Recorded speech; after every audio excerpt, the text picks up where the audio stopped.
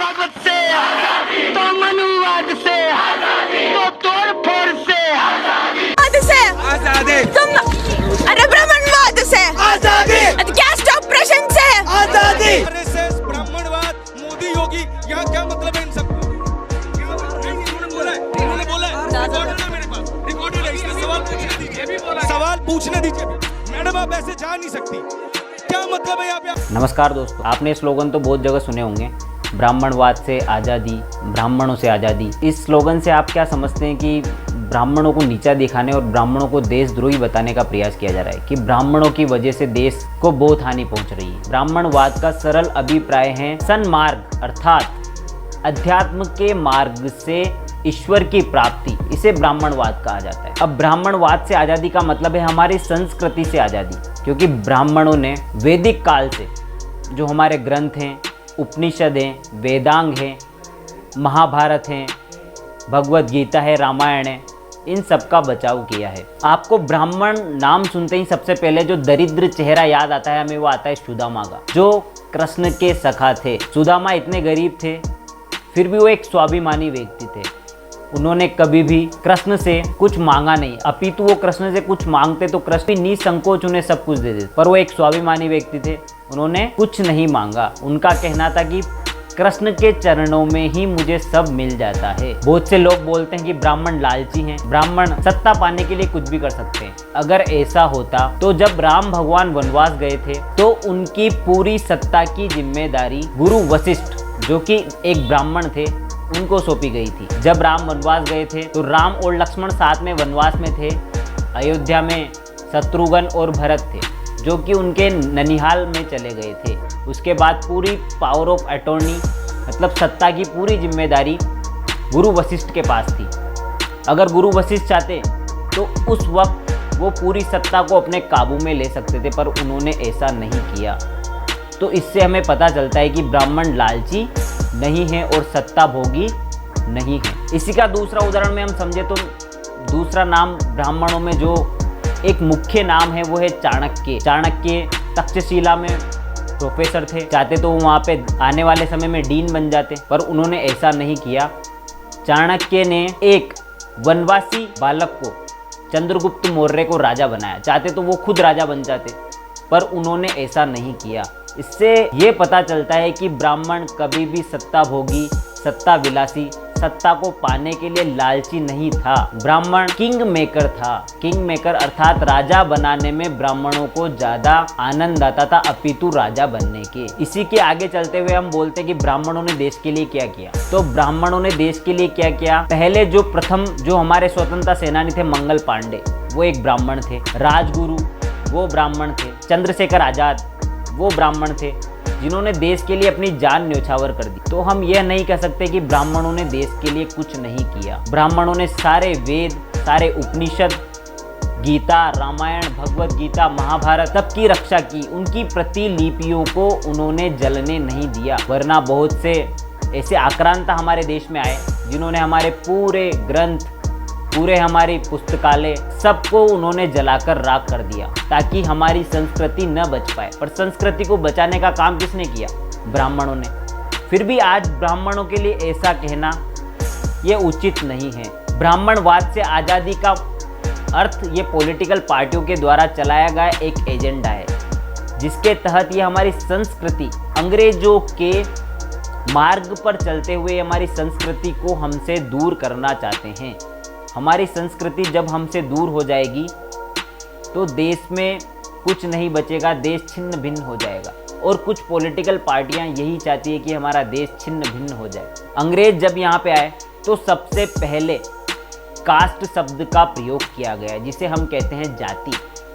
सबसे पहले कास्ट शब्द का प्रयोग 1528 ईस्वी में पुर्तगीज शब्द है, पुर्तगाली जो शब्द है कास्टा, उससे बना कास्ट शब्द, जिसका अर्थ है जाति। उसके बाद 1628 ईस्वी में पहली बार पुर्तगाली कंपनी भारत में आई।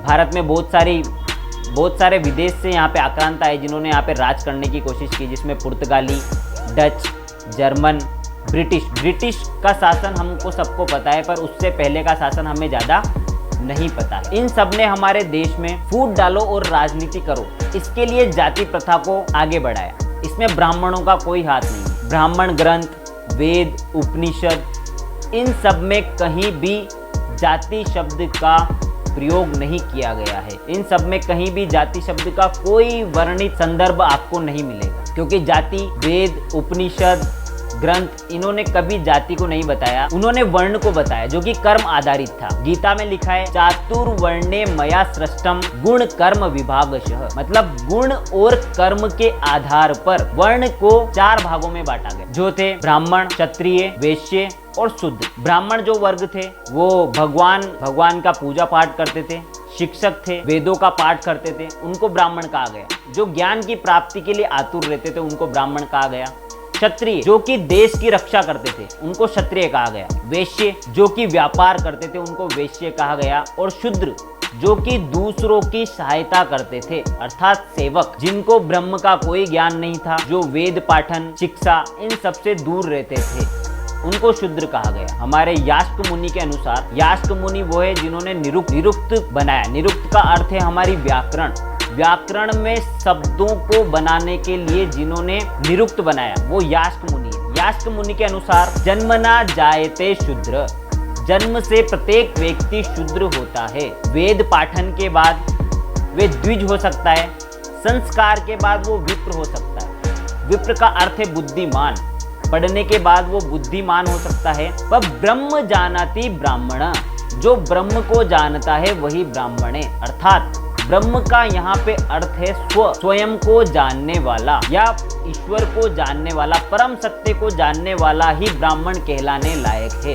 यह वेदों के अनुसार ब्राह्मण की परिभाषा। इसके बाद बाबा साहेब भीमराव अंबेडकर जी, उन्होंने मनुस्मृति को फाड़ा। मनुवाद का उन्होंने घोर अपमान किया कि मनुवाद जाति फैलाता है, मनुवाद ने हमारे देश को बांटा है।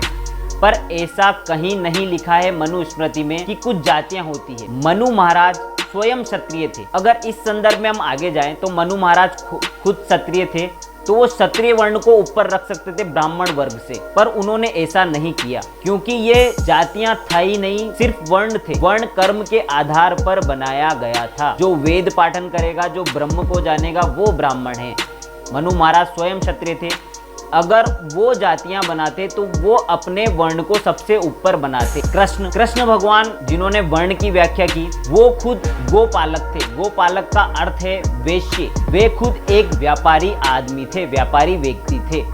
उनका खुद का वर्ण तीसरे स्थान पर आ रहा है। अगर वे चाहते तो वो खुद के वर्ण को प्रथम स्थान पे रख सकते थे। उसके बाद वे वैश्य से राजा बने, अर्थात क्षत्रिय। तो वे खुद क्यों अपने वर्ण को ऊपर नहीं रख सकते थे? तो इससे हमें पता चलता है कि वेद, उपनिषद, मनुस्मृति, इनके द्वारा कभी भी जातियां नहीं बनाई गई। ये जातियां जो बनाई गई है, ये अंग्रेजों के द्वारा भारत में फूट डालने के लिए बनाई गई है। बाबा साहब की स्वयं की पुस्तक संपूर्ण वाङ्मय के खंड 1 के पेज नंबर 107 पर उन्होंने खुद ने वर्णों को कर्म आधारित बताया है। अर्थात बाबा साहब ने भी इसका खंड नहीं किया है कि वर्ण कर्म आधारित नहीं थे, अर्थात जातियां थे ही नहीं। बाबा साहब ने मनुस्मृति को फाड़ा। मनुस्मृति संस्कृत में लिखी हुई है, जो उसकी ओरिजिनल लिपि है वो संस्कृत है। बाबा साहब ने उसे इंग्लिश में पढ़ा। अब आप बोलेंगे कि आपको कैसे पता कि बाबा साहब ने उसे इंग्लिश में पढ़ा? तो ये मैं खुद नहीं कह रहा हूँ, बाबा साहब को संस्कृत का ज्ञान नहीं था। बाबा साहब अपनी खुद की पुस्तक हु वर्द शुद्राज में खुद लिख रहे हैं कि यदि चेतावनी इस बात से है कि मुझे संस्कृत का ज्ञान नहीं, तो ये सत्य है, किंतु मैं संस्कृत क्यों पढ़ूं? क्योंकि आजकल की सारी पुस्तकों का ट्रांसलेशन इंग्लिश में मिल जाता है। इस वजह से बाबा ने इंग्लिश में जो ट्रांसलेशन किसके द्वारा किए गए? अंग्रेजों के द्वारा। अंग्रेजों में कौन? मैक्स मुलर ने जितने भी ट्रांसलेशन किए बाबा साहब ने उनको पढ़ा। अंग्रेजों की सोच ही हमें बांटने की थी, तो उन्होंने ट्रांसलेशन को भी वैसे ही तोड़ा मोड़ा ताकि लोगों में गलत भावना पैदा हो। बाबा साहब लिखते हैं हु वर्द शुद्राज के पेज नंबर 14 वो 15 के अंत में उन्होंने लिखा है कि कुछ उदाहरण के लिए अपस्तंभ धर्मसूत्र, वो वशिष्ठ धर्मसूत्र का संदर्भ लिया है, जिन्होंने कहा है अपस्तंभ धर्मसूत्र में कहा गया है 4 जातियां, ब्राह्मण, क्षत्रिय, वैश्य, शूद्र। पेज नंबर 14 के अंत वो 15, पेज नंबर 15 के पहले शुरुआत में लिखा हुआ है कि उन्होंने कुछ उदाहरण लिए जिसमें उन्होंने अपहस्तम धर्मसूत्र व वशिष्ठ धर्मसूत्र की व्याख्या की। उन्होंने कहा कि इसमें लिखा हुआ है कि 4 जातियां हैं, ब्राह्मण, शूद्र, क्षत्रिय और वैश्य। ये जातियां आगे लिखी हुई सब जातियों से निचले हैं, अर्थात ब्राह्मण सबसे ऊपर हैं। तो उन्होंने अपहस्तम धर्मसूत्र तो पढ़ा, किंतु उन्होंने वो पूरा नहीं पढ़ा। उसमें पूरा लिखा हुआ है, बाबा साहब ने जो शुरुआत के जो उसके सूत्र थे वो पढ़े, पर अंत के उन्होंने धर्म सूत्र जो थे वो उन्होंने नहीं पढ़े। उसमें लिखा हुआ है कि ये जातियां तो हैं, किंतु वेद पाठन से, अर्थात द्विज का अर्थ है दोबारा जन्म, ज्ञान से दोबारा जन्म हो सकता है। अर्थात एक शूद्र ब्राह्मण भी बन सकता है, वैश्य भी बन सकता है, क्षत्रिय भी बन सकता है। एक ब्राह्मण शूद्र भी हो सकता है, वैश्य भी हो सकता है, क्षत्रिय भी हो सकता है। ये सब उसके ज्ञानार्जन और उसके कर्म पर आधारित है। तो बाबा साहब ने जब मनुस्मृति फाड़ी, तो अगर वो संस्कृत में इसको पढ़ते फिर फाड़ते तो ये बात कहीं तक सही थी। जैसे कि मैं ये नहीं बोल रहा हूँ कि बाबा साहब को ज्ञान नहीं था या बाबा साहब अज्ञानी थे। जैसे सचिन तेंदुलकर, आपको एक उदाहरण देके मैं समझाता हूँ। जैसे सचिन तेंदुलकर है, उनको क्रिकेट का ज्ञान है। अगर सचिन तेंदुलकर मैथ्स पढ़ाने लग जाए और वो मैथ्स में अपनी प्रस्तावनाएं देने लग जाएं, सिर्फ 1-2 पुस्तक पढ़ के, तो आप क्या मानेंगे कि सचिन तेंदुलकर मैथ्स की जो प्रस्तावनाएं उनके सब सही है? ऐसा नहीं हो सकता है। बाबा साहब का जो फील्ड था वो उसमें विद्वान थे, पर वो धर्म के जब फील्ड में आए तो उनको संस्कृत भाषा सीखनी चाहिए थी, उनको सारे वेद पढ़ने चाहिए थे, फिर उनको कहीं पे जाके मनुस्मृति को फाड़ना चाहिए था। पर बाबा साहब ने ऐसा नहीं किया, पर बाबा साहब गलत थे। तो ये बात हुई ब्राह्मणवाद और मनुवाद, अर्थात न तो ब्राह्मणवाद खराब है न मनुवाद खराब है। आगे बढ़ते हुए हम कहते हैं कि ब्राह्मणों ने देश के लिए क्या किया, ब्राह्मण देश के लिए क्या क्या कर सकते थे। गुरु वशिष्ठ, समर्थ गुरु रामदास, जिन्होंने शिवाजी महाराज जैसे हमको राजा दिए, स्वामी रामकृष्ण परमहंस, जिनकी शरण पे जाने पे सब विवेकानंद बन जाते हैं, चंद्रशेखर तिवारी आजाद, जिनको हम चंद्रशेखर आजाद के नाम से जानते हैं, राजगुरु जो एक स्वतंत्रता सेनानी है, मंगल पांडे जो एक स्वतंत्रता सेनानी है, आर्यभट्ट जिन्होंने जीरो की खोज की, दशमलव का ज्ञान हमको दिया, वरामिहिर जिन्होंने ज्योतिष के बारे में हमको ज्ञान दिया, सीवी रमन, वेंकट रमन जो एक वैज्ञानिक थे, उनकी प्रस्तावनाएं आज भी पढ़ी जा रही हैं, रानी लक्ष्मीबाई जो कि एक वीरांगना थी, वो भी एक ब्राह्मण परिवार से थी। तो ये योगदान हम ऐसे ही जाया नहीं कर सकते। ब्राह्मणों को कब तक हम कोसेंगे? ब्राह्मणों ने देश के लिए बहुत कुछ किया है, ब्राह्मण कहीं गलत नहीं था। मैं ये जरूर मान सकता हूँ कि अंग्रेजों के आने के बाद कुछ ब्राह्मण लोभी हो गए होंगे, पर वो भी जातियाँ नहीं बना सकते थे। इस बात को मैं नहीं कह रहा हूँ, इस बात को भी बाबा साहब स्वयं कह रहे हैं। बाबा साहब की पुस्तक भारत में जातियाँ, उसके पेज नंबर 25 पे बाबा साहब ने कहा है कि ब्राह्मणों में इतनी शक्ति नहीं थी कि वो सब में जातियाँ लाद सके, तो सबने मिलकर जातियाँ बनाई हैं, अर्थात ब्राह्मणों का इसमें कोई हाथ नहीं है। तो मैं आपसे यही कहना चाहता हूँ कि ब्राह्मणवाद और ब्राह्मणों से ईर्ष्या ना रखें। ब्राह्मण भी इस देश की संतान है, तो ब्राह्मणों से ईर्ष्या छोड़ें। जय हिंद, नमस्कार।